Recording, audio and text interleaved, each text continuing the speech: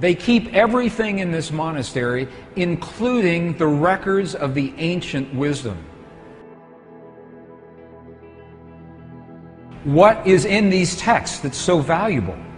What is in these old texts that makes them so powerful?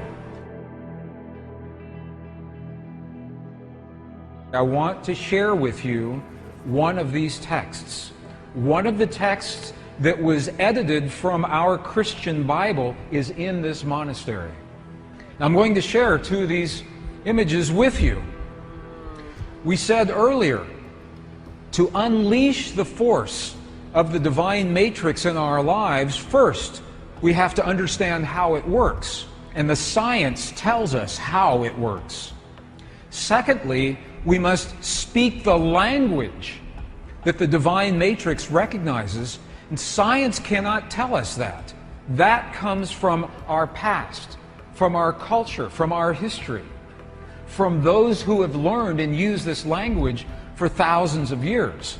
So this is what we're doing right now. We're learning what did the great masters say about this language. Because it's the same whether you're talking Buddhist or Hindu or Christian, pre-Christian traditions, they're all telling us that there is a field of energy and that we have the language to use that field. This is an actual page out of the Gospel of Thomas. So we know that this ancient gospel actually existed. And you can see some of the letters. These are Greek letters. You can actually read some of, if you know Greek, you can see some of the Greek letters right here. In the Gospel of Thomas, two very important keys. This was written right around 300 years after the time of Jesus. We've been in the Buddhist monasteries in Tibet, and they're telling us that feeling is the prayer, one. Two, that we must feel as if our prayers have already been answered. Okay, and now we're in an Egyptian monastery with the texts that used to be our tradition before they were edited. And we're going to look at the instructions that tell us how to do that. Gospel of Thomas, verse 106, translated from the Nag Hammadi Library. It says, when you make the two, thought and emotion, one. So the Gospel of Thomas is talking about thought and emotion. It's saying when you make your thought and your emotion one, look at what happens. You will say to the mountain, mountain, move away, and the mountain will move away. It's saying that when you can marry your thought and your emotion into one single potent force, that is when you have the power to speak to the world. When you make the two one, the two, thought and emotion, when the two become one in our hearts, we create the feelings in our bodies. And you'll see how to do that in just a minute. Let's go back to the Gospel of Thomas, another verse. Now this is verse 48. It says almost the same thing. This was so important that it was recorded at least 3 different times in the same Gospel. Look at what this says. If the two make peace with each other in this one house, you are the house, you are the temple. If the two make peace with each other in this house, if thought and emotion become one, if they make peace with each other in this house, look what happens. They will say to the mountain, move away, and it will move away. He's telling us again, in a completely different verse, how powerful it is to marry thought and emotion. But they still haven't told us how. How do you do this? That's the next piece. In the early Christian Bible, your Bible today, there is a passage. How many have heard, ask and ye shall receive? Have you heard that before? Ask and you shall receive. Have you heard that? I know people that ask and ask and ask and nothing happens. Because the asking is not done with the voice. The asking is not done, please, please, bring this to my world. That's not asking. To ask, we must speak to the field, to the divine matrix, in the language that the field recognizes. In a language that's meaningful. The field doesn't recognize our voice, it recognizes the power of our heart. Remember this morning, our heart, we have a feeling, creates electrical waves, magnetic waves. That's the language the field recognizes. So when you create the feeling in your heart as if your prayer is already answered, that creates the electrical and the magnetic waves that bring that answer to you. And you're going to see this in just a moment. Ask and ye shall receive.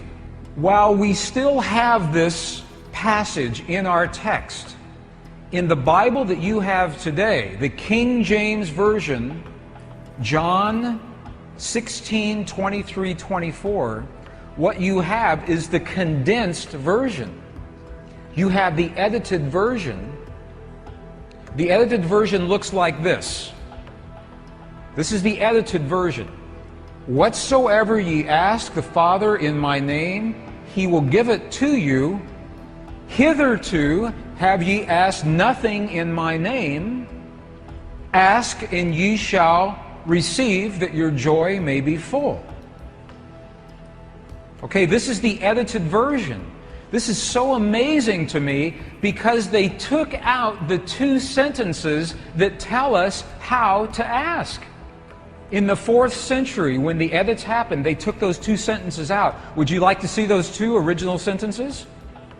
All things that you ask straightly, directly, from inside my name, you will be given. It says, so far you've not done this, because if we ask with our voice, we have not done this. Now here's the piece that was edited. Here is what was lost. Look at these two very powerful sentences. Ask without hidden motive and be surrounded by your answer. Be enveloped by what you desire, that your gladness be full. Look at what it's saying.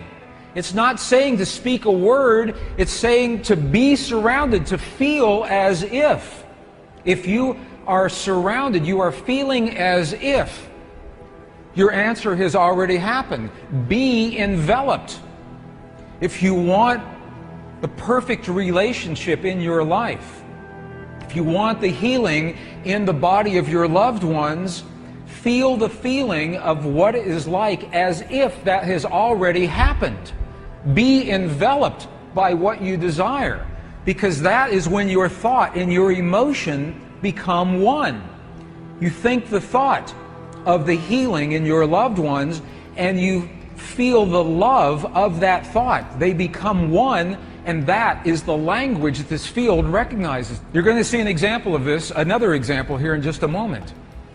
Ask without hidden motive. What does that mean? Hidden motive. Ask without judgment. This is precisely what the Buddhists are telling us. Ask without the judgment of the right or the wrong or the good or the bad. Ask without the ego. Ask from the heart. Because to be, if it says be surrounded, that means to feel as if. To feel as if. Now, if that sounds too religious, because it's from the Bible, we spoke this morning about Neville. The philosopher Neville, early in the 20th century, his book, The Power of Awareness. Look at what he says. It's the same thing. Neville says, you must make your future dream a present fact now by assuming the feeling of your wish fulfilled, to come from the place that it's already happened.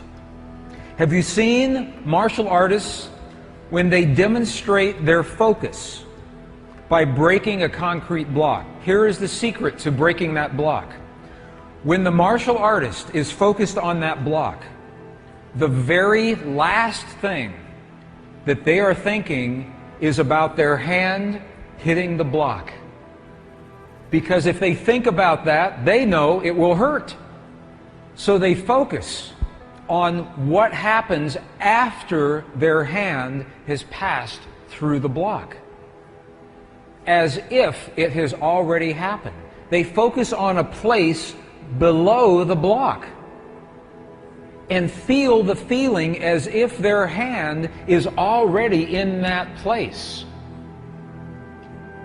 That is a metaphor, that is an equivalent for what we're doing with the power of emotion. Feeling as if the experience has already happened.